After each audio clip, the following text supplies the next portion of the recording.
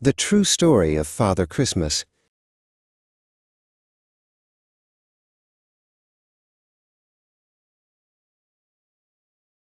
In the infancy of time, in a Mediterranean town, young Nicholas was born, with a smile, not a frown. Initially, his life was a spacious, bright dream, where golden sunlight danced on a turquoise stream. Albeit quite infantile, his spirit was strong, an energetic juvenile who knew right from wrong. His parents were kind, consistent, and fair, providing a childhood beyond all compare. Our precious boy, his mother Anya would say, as he demonstrated love in an exemplary way. But unfortunately, circumstances turned rather sour, as the sky wept gray tears in a dismal hour. His parents were lost to a horrendous disease, leaving Nicholas crestfallen, brought to his knees. He was left with a ton of gold, riches, and land, but felt like a stranger on a desolate strand. "I long for a purpose," he whispered in grief, as his initial joy felt painfully brief. He refused to resign to a life of dull ease, while his neighbors were frozen by poverty's freeze. Silas, a neighbor, was in direst peril, with 3 hungry daughters and a cupboard quite sterile. Their situation was abysmal, to put it mildly, as the winter winds howled and whistled so wildly. "It's the final straw," Silas cried to the night, as their current future lacked even a glimmer of light. Nicholas listened, on the verge of a plan, to help this dejected and desperate man.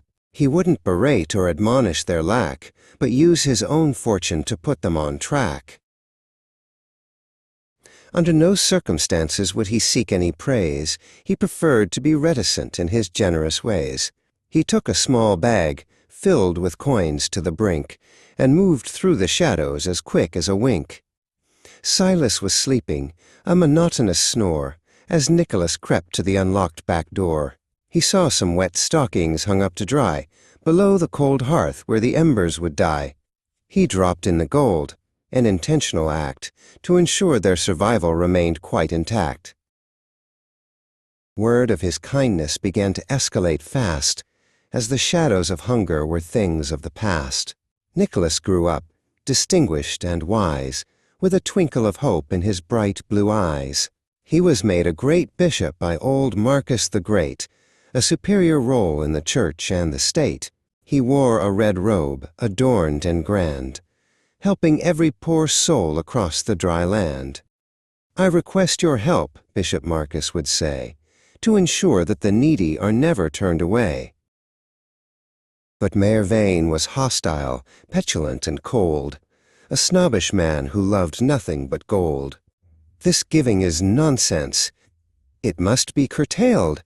Your lenient standards have utterly failed." He proposed a new law to prohibit the fun, forbidding the gifts when the daylight was done. "I object to this kindness. I veto the cheer. I'll confiscate presents and spread only fear." Nicholas stood tall, though the mayor was irate, refusing to leave the poor folks to their fate. Things went pear-shaped when Vane barred the gates, and Nicholas was caught by the mayor's grim mates. "You are disqualified," Vane barked with a sneer. "Your presence is banned for the rest of the year." Nicholas was crestfallen, his mission was thwarted, as his precious red robes were rudely exhorted. To top it off, he was expelled from the town, with a heavy heart and a sorrowful frown. It was bad enough losing his home and his place, but he couldn't abandon the whole human race. He traveled up north where the air was a sting, looking for light that the tunnel might bring. In the snowy expanse, where the sibilant breeze whistled and whipped through the frost-covered trees, he met a wild reindeer, energetic and fast, whose speed was superior, built to last. "I'm Comet," the deer seemed to vocalize clear. "I'll help you deliver your gifts far and near." It was a taste of his own medicine, Nicholas thought, to find the exact loyal help that he sought. They collaborated on a sleigh, manual and grand, to fly o'er the rooftops and traverse the land. "No more shall we falter or revert to the start. We'll carry this joy in the depths of our heart. They ditch the old rules and the former restraints, ignoring the snobbish and petty complaints.